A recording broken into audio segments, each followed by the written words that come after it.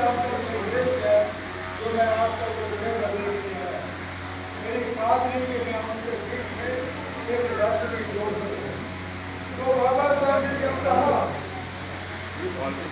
देश की ऊंची जाति कहलाने वाले लोगों, आपने आप जिन्होंने हमारे ऊपर अत्याचार किए जो सुन लो, मेरे मुकाबले में को पढ़ा लिखा पैदा करो। अगर नहीं पैदा कर सके आने वाले जमाने में पैदा कर देना तो आज तक नहीं हुआ। तो पहली स्पीच मैंने बाबा साहब की सुनी थी।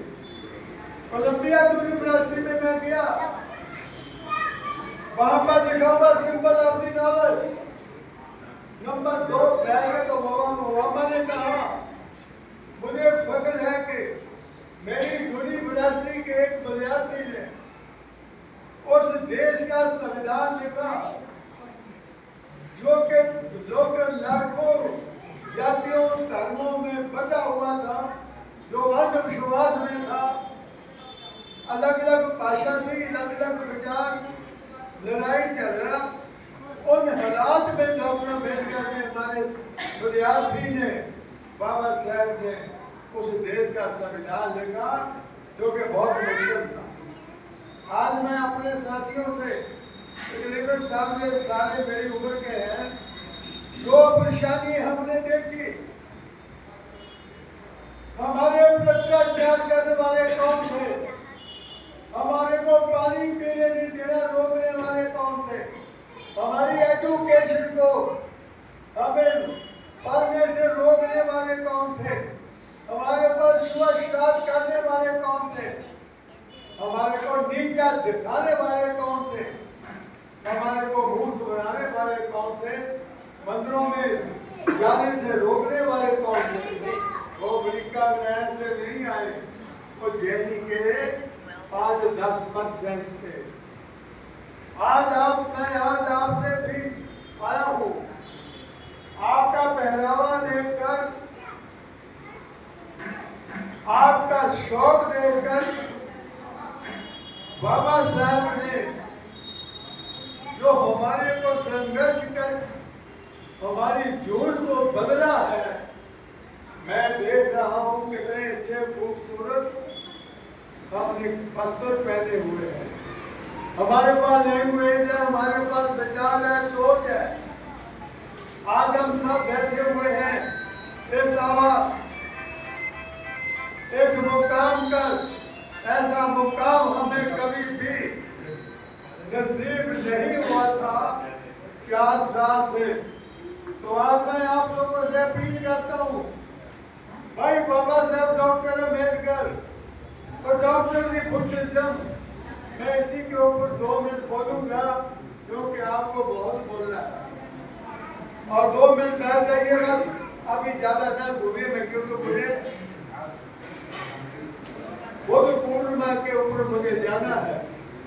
अब सवाल आया जे आज का दिन इतिहास के अंदर हमारे लिए बहुत ही पूजा का दिन है। भाई बाबा साहब डॉक्टर अम्बेडकर और डॉक्टर दी बुद्धिज्म, आज मैं आपसे जो इसी वाली बात करूंगा, आपने किसी क्रिश्चियन पर अत्याचार सुने, आपने किसी, क्योंकि यूएनओ के अंदर, वर्ल्ड के अंदर क्रिश्चियन कंट्री है, अमेरिका, जर्मनी, फ्रांस, इटली, ये सारे कंट्री जो ये यूएनओ में है, उनके डर के मारे किसी भी क्रिश्चियन को हाथ नहीं लगाते ये लोग। उसके बाद किसी मुसलमान को इन्होंने बेइज्जत किया, पानी पीने से रोका, छुआछूत की, उनके साथ को भेदभाव किया, क्योंकि यूएनओ के अंदर 72 कंट्री जो है वो मुस्लिम समाज के हैं, उनके डर के मारे नहीं किया। और किसी बुद्धिस्ट पर अत्याचार किया इन्होंने, कि बुद्धिस्ट पर छुआछूत की, क्योंकि यूएनओ के अंदर बुद्धिस्ट कंट्री है, चीन, Japan, Mongolia, China, Burma, north Korea, south Korea, north Britain, ये 125 कंट्री हैं वर्ल्ड के अंदर जो बुद्धिस्ट है। तो बाबा साहब डॉक्टर अम्बेडकर ने कहा, ऐ मेरे देश के, ऐ मेरे परिवार के लोगों, ऐ मेरे समाज के लोगों, मैं आपको 40,000 दिए, एजुकेट, यूनाइट, एजिटेट और बुद्धिज्म, 5वीं बात तो मैंने कही नहीं। और बाबा साहब डॉक्टर अम्बेडकर ने उन्होंने कहा कि मैं आपका रिश्ता 125 कंट्री के साथ बना दिया, वो आपके बहन भाई हैं और आप उनके बहन भाई हो। तो जब मैं जाता हूँ कंट्रियों के अंदर, जापान के अंदर कहीं भी, और मेरे को इतनी इज्जत मान सम्मान मिलता है, वो मेरे इतिहास में नहीं। आप ये बताइए कि बाबा साहब डॉक्टर अम्बेडकर ने भी अपनी जिंदगी के, अरे पूरी जिंदगी लगाकर उन्होंने हमारे को ये पहनावा दिया है, पहनावा। और याद रखने, मेरी बात बड़ी कड़वी भी होती है, 87 साल मेरी एज है। बाबा साहब ने पढ़े लिखे लोगों को क्यों कहा था ये धोखेबाज है, ये मतलब आदमी है, इनकी लड़की, इनकी काबिलियत मैंने अंग्रेजों से ली बड़ी मुश्किल के साथ 1943 के अंदर। और मैंने बहुत से लैग बांधने के लिए अपने समाज में से नौजवानों को, और वो इंग्लैंड से तो PhD कर लाइक बनकर देश में आए। आने के बाद वो देखते गए, अपनी कीमत लेते गए, मैं फिर अकेला रह गया। नौजवान साथियों, आप तो मैं नौजवानी कहूँगा, आप अपनी सारी जिंदगी जो डॉक्टर अम्बेडकर ने लगा दी थी, और जो हमारे ऊपर उन्होंने बड़ा दुख फील किया था कि पढ़े लिखे लोग, इनको मैंने अधिकार, हर तरह के अधिकार दिए, पाने का अधिकार, प्रॉपर्टी के अधिकार, और हर चीज उन्होंने, सामाजिक आजादी, धार्मिक आजादी, राजनीतिक आजादी, और उन्होंने आर्थिक आजादी, 4 आजादियों के लिए बाबा साहब ने अकेले लड़कर आज हमारे को 4 आजादियां दी। और हमने बाबा साहब डॉक्टर अम्बेडकर की बात को कहां तक पहुंचाया। हमने कितने लोगों को तैयार किया। एक आदमी अगर 4 10 लोगों को मिशनरी बना दे, अरे कमिश्नरी नहीं, मेरा नाम अजीत गौतम है, और मैंने बाबा साहब की सर्विस को लेकर उसी दिन से मैंने उस रूढ़िवादी अंधविश्वास, पखंडवाद को छोड़कर मैंने खुद उनको बनाया था। तो आज मैं ये कहने के लिए आया हूँ, बाबा साहब ने 1913 के अंदर ये कह के मैं अपनी बात खत्म करूंगा, क्योंकि मुझे पता होगी बहुत लोग। 1913 में बाबा साहब डॉक्टर अम्बेडकर कोलंबिया यूनिवर्सिटी के अंदर अपनी PhD कर रहे थे। जब वहां जाकर देखा, वहां पर लड़की मर्दों के बराबर, तनख्वाह बराबर, इज्जत बराबर, मान सम्मान बराबर, एजुकेशन बराबर, और लड़की उनके साथ पढ़ाती थी, कोई प्रोफेसर, कोई असिस्टेंट प्रोफेसर। जब बाबा साहब ने उन लड़कियों की तुलना, उनका कंपैरिजन हमारे देश की लड़कियों से किया, उन्होंने उसी दिन ये डिसीजन ले लिया कि मैं देश में जाकर वापस 2 ही वर्गों के लिए काम करूंगा जो सदियों से गुलामी की जंजीरों में है, एक महिला वर्ग और एक अछूत वर्ग। आज मैं सिर्फ थोड़ी सी बात कहूंगा, और मेरी बात को बड़े ध्यान से सुनना जरा। कोई बात नहीं करनी, 10-5 मिनट की बात और है, क्योंकि ये मेरी बात में उन महापुरुषों की और महापुरुषों के संघर्ष को मैं जन जन तक पहुंचाता हूँ, ये मैंने अभी भी बोल दिया है। तो बाबा साहब वापस इंडिया आए, बात है कि काउंसिल के अंदर वो लेबर मिनिस्टर बने। लेबर मिनिस्टर बनते ही बाबा साहब डॉक्टर अम्बेडकर ने 8 घंटे की ड्यूटी की। जो आज 8 घंटे हम काम करते हैं ना ये दफ्तरों में कहीं भी, वो बाबा साहब की देन है, वो बाबा साहब डॉक्टर अम्बेडकर की देन है। और उनका विरोध भी बहुत हुआ था। उसके बाद चाइल्ड लेबर बंद की, जो मैटरनिटी लीव है ये बाबा साहब डॉक्टर अम्बेडकर की देन है। एज ए लॉ मिनिस्टर 1951 के अंदर बाबा साहब ने हिंदू कोड बिल पेश किया, जिसमें देश में रहने वाले लड़कियों के लिए, लड़की चाहे किसी भी जाति धर्म या बिरादरी की हो, बाबा साहब ने अपनी जिंदगी में अपना बेइज्जती करवाकर श्यामा प्रसाद मुखर्जी, अरे पार्लियामेंट के बाद बाबा साहब मुर्दाबाद के नारे लगा रहा था जब बाबा साहब ने हिंदू कोड में पेश किया। ऐ लड़कियों, मैं जो भी प्रश्नों में जाता हूँ तो मैं उनसे ये पूछता हूँ, लड़कियों आपने कभी सोचा कि बाबा साहब का कितना अपमान हुआ, कितनी बेइज्जती हुई हमारे अधिकारों के लिए।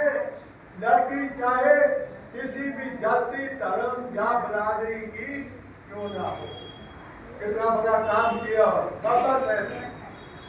और तो और आज मैं ये बता दूं कि योग अधिकार दे दिए डॉक्टर अम्बेडकर ने, विरोध हुआ था प्रॉपर्टी में अधिकार, डाइवोर्स का अधिकार, वोट का अधिकार, मिशन को अंत तक लाने का अधिकार, 1 मैन 1 वोट 1 वैल्यू। और जो 9 बजे जो लड़की जो करवा चौथ का व्रत रखती थी पति परमेश्वर की उम्र लंबी के लिए, आज वो लड़की जो है पति चाहे शराबी कबाबी मारे पीटे पैसे ना देता हो तो भी उसकी उम्र के लिए वो व्रत रखती है। लेकिन आज अगर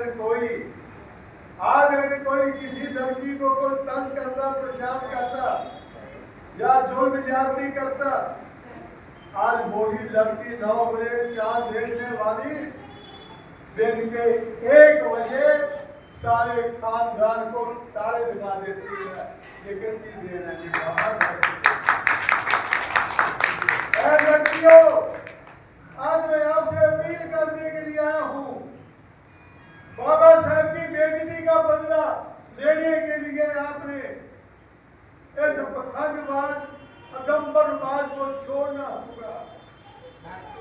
और आज याद रखिए, you will not find even a single Hindu country in the world, world में कहीं नहीं।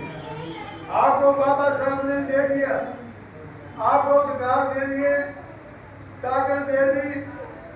उसके पास 22 प्रतिज्ञा है बुद्धिज्म की। 22 प्रतिज्ञा में कोई भी ऐसी बात बताओ जो किसी के खिलाफ हो, मैं अभी को दिया। अभी मैं अपनी बात खत्म करने के वाला हूँ। 2 बातें मैं आपसे कह के जा रहा हूँ, क्योंकि मुझे पता नहीं था कि यहाँ पर कम लोग हैं, लेकिन यही बहुत है। 130 साल पहले डॉक्टर अम्बेडकर ने अकेले ही अपने दम पर देश की करोड़ों निर्णायक लोगों के साथ लड़ाई लड़कर हमारे को ये पहनावा दिया, ये मान सम्मान दिया, ये अकेले। आप कितने हो? आप चाहो डॉक्टर अम्बेडकर की विचारधारा के साथ सारे देश को बदल सकते हो। तो आज मैं आपसे अपील करता हूँ, जो मेरे साथी हैं, मेरी उम्र के हैं, आप अपनी सारी जिंदगी जो बाकी बची है समाज को एकजुट करने में लगा दीजिए। कई तो मैं पार्कों में देखता हूँ बच्चे ताश खेलते, मैं कहाँ कहाँ देखता हूँ, फिर मैं उनके बीच में जाकर बोलता हूँ तुम्हारे बच्चे को डॉक्टर इंजीनियर बनना चाहता है। जब आपको वो ताश खेलते देखेंगे उन बच्चों को कुछ क्या होगा? क्या तुमने कभी ब्राह्मण बांधे अपने आप को कहते हैं, क्या वो कभी आपको ताश खेलते मिले पार्कों में, टाइम वेस्ट करते मिले? फिर कहते साल आगे बात हम नहीं करेंगे। अब लास्ट 2 बात मैं करके अपनी बात खत्म करूंगा। मैं बताए 15 दिन बोलता रहूँ, ठीक है ना? बाबा साहब आखिरी दिनों में टूट गए थे। ये बात को बड़े गौर से सुनना। आज मेरे पास कुछ लोग आते हैं, सर मैं 20 साल से 30 साल से पढ़ने से काम कर रहा हूँ, तो मैं उनको कहता हूँ तो मुझे बताओ तुमने मिशनरी लोग कितने तैयार किए? तो आज मैं आपसे बात करता हूँ, बाबा साहब टूट गए थे। कॉन्स्टिट्यूशन लिखने के बाद बाबा साहब की उम्र 10 साल कम हो गई थी। ज्यादा नहीं लूंगा, 2 ही मिनट लूंगा। बाबा साहब डॉक्टर अम्बेडकर, आज बताता हूँ 1952 के अंदर देश में पहली इलेक्शन हुई। उस इलेक्शन के अंदर इस सारे देश ने तो क्या, जो हमारे लोग थे वो बाबा साहब के खिलाफ खड़े हो गए के जरूर कर और बाबा साहब को हटा दिया। जिस पार्लियामेंट के अंदर डॉक्टर अम्बेडकर का लिखा हुआ संविधान जैसी पलट लेकर लोग कहते हैं संविधान के प्रति मैं वफादार रहूंगा। अरे क्या वफादार, मैं बोल जाएगा हो, ये तुम्हारे कारनामे हैं। हमारी गरीबी का काम तुम्हारे दादा परदादा है। ना बाबा साहब को 1952 में हरा दिया, उसके 1.5 साल बाद 1954 में 15 की इलेक्शन में भी हरा दिया हमारे लोगों ने। अगर हमारे लोग हर सीट पर बाबा साहब के खिलाफ खड़े न होते तो बाबा साहब 1952 में जीत जाते और पार्लियामेंट में इन लोगों की कजियां उड़ाकर हमारे को हुक्मरान बना जाते। बाबा साहब उठ गए, उन्होंने